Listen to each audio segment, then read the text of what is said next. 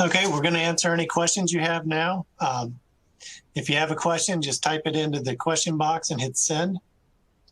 Also, as a reminder, if you're requesting pesticide credits for this presentation, don't forget to sign out of the presentation. Go to the audience chat box, type your first name, last name, and the states which you're requesting credits for. Right now, I'll just hold. I don't see any questions currently, but I'll give you just a minute or two. If you do have a question, I'll sign it. Here's something popping up now.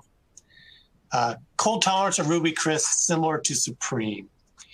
The short answer to that is I don't really know yet. We just haven't tested it enough to know. My guess is, yes, it'd probably be similar to Supreme, which means it may not have really good cold tolerance. So if you're in North Carolina, North Georgia, Arkansas, somewhere like that, I would at this point in time just plant a trial of it and see how it goes. And I would also remind people that cold tolerance has a lot to do with crop load. If you overcrop something and let it pull a lot of nutrition out of the leaves, then your cold tolerance goes down that winter and you can lose vines. So something like Ruby Chris, which has a tendency to set a heavy crop, try to moderate that crop load to get cold tolerance to improve to a certain extent.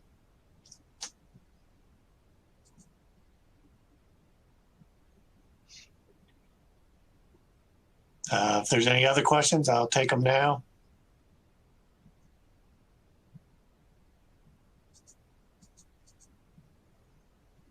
Okay, I had a question. You mentioned Ruby Chris is aimed toward home and self-pick market. What do you recommend for home growers who want to establish a small crop of muscadine in terms of preparation?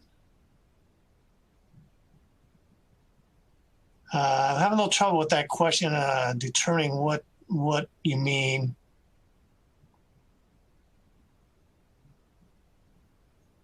In terms of preparation.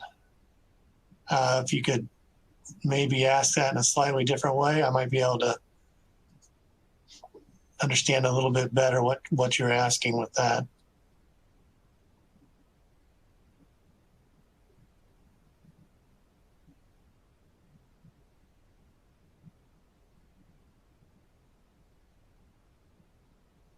Okay.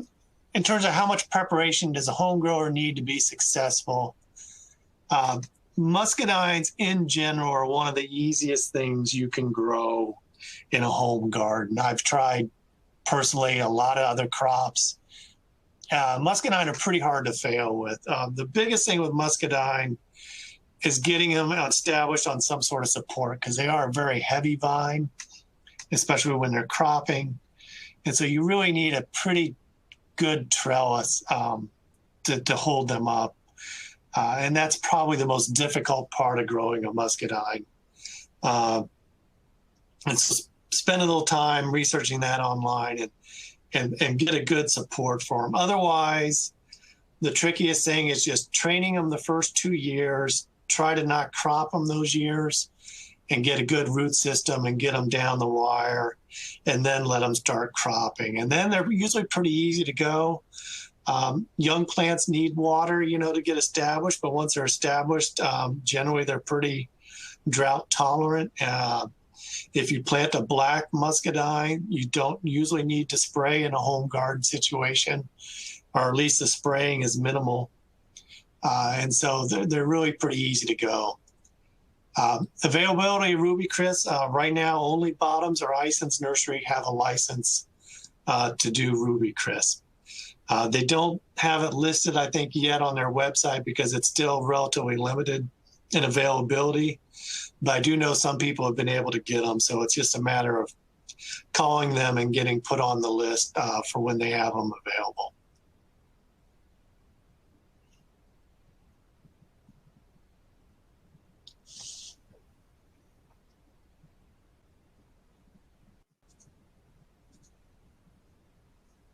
And I think that's all the questions that are coming through.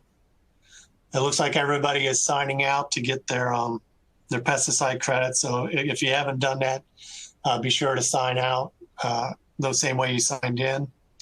Otherwise, all the educational presentations are in the virtual trade show are going to be available until April 30th, 2021. So come back if you missed a presentation or just want to rewatch one, or if you need to search for a service or product using the virtual trade show. Thank you for your participation. I think this is the last presentation for the Muscadine session, but I hope you'll look at some of the other sessions and check them out there. And hopefully we'll be able to see you in person next year. With that, that ends our presentation.